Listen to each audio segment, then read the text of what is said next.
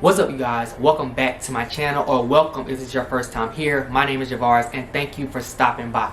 If you are watching this video, then you simply just want to know how to get into Auburn University, and that's exactly what this video is going to be about. I'm going to be telling you exactly what you need to be doing and just what you can expect from like that whole application process. This is not going to be like a you need this exact GPA, you need this exact test score, because they change every year, but more so just, I'm going to be giving you like deadlines, dates, or not necessarily dates, but just more so what you can expect, what's going to be required of you when it comes to applying to Auburn University in Auburn, Alabama. So if that sounds interesting, keep on watching.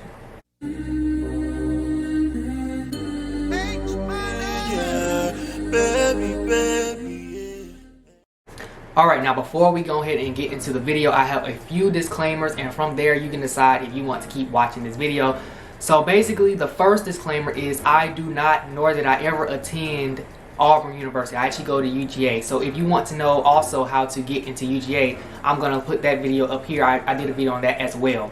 Now, I was accepted into Auburn University, but I'm just letting you know that I do not attend Auburn University. So that's, a distinguishing factor between you watching the video. I'm just letting you know, because I do want to be upfront. I'm not just trying to get I'm not just trying to get views. I'm actually trying to help people. So I just want to let you all know I do not, nor have I ever attended Auburn University.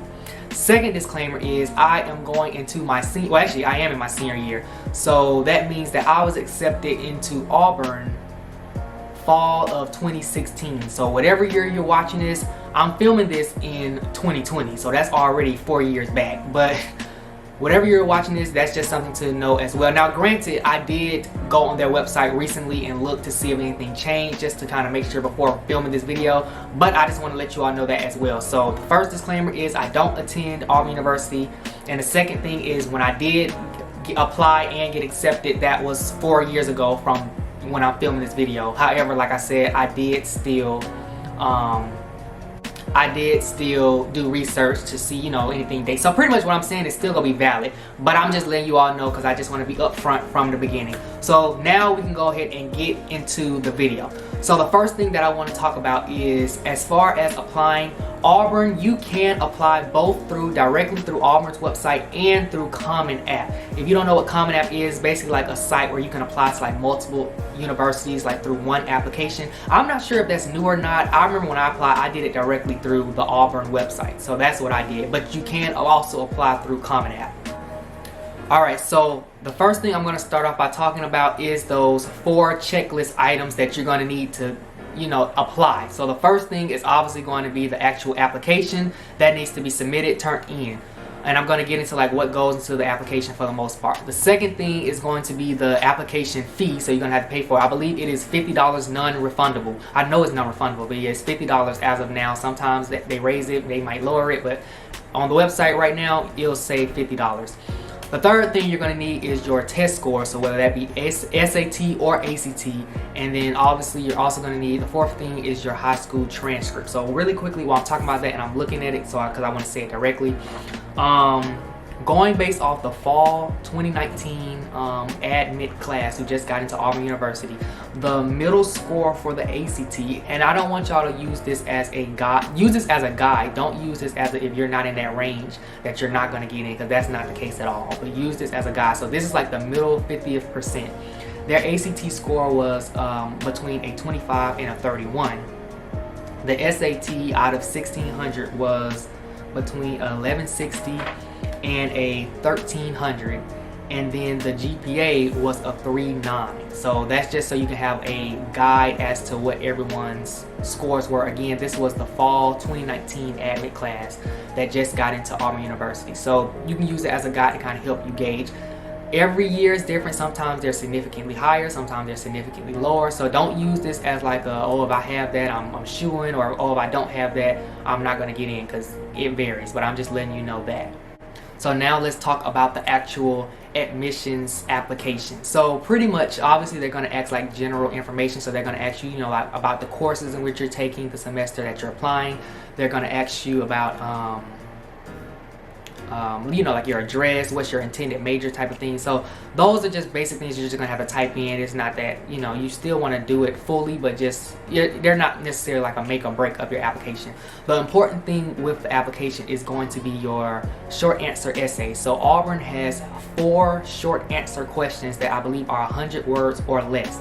So although no, they're not like, you know, questions saying why do you deserve to be accepted. However, there are more questions to get to know you. However, you still want to take them seriously. These are not essays that you want to do last minute, because the essays can sometimes be the determining factor for some students, especially if you're not falling. And again, don't use the when I said the 50th percentile thing, but especially if you're on the lower end of that, sometimes your essays can like help you be accepted. So that's something to consider as well. So definitely take those those short answers questions seriously.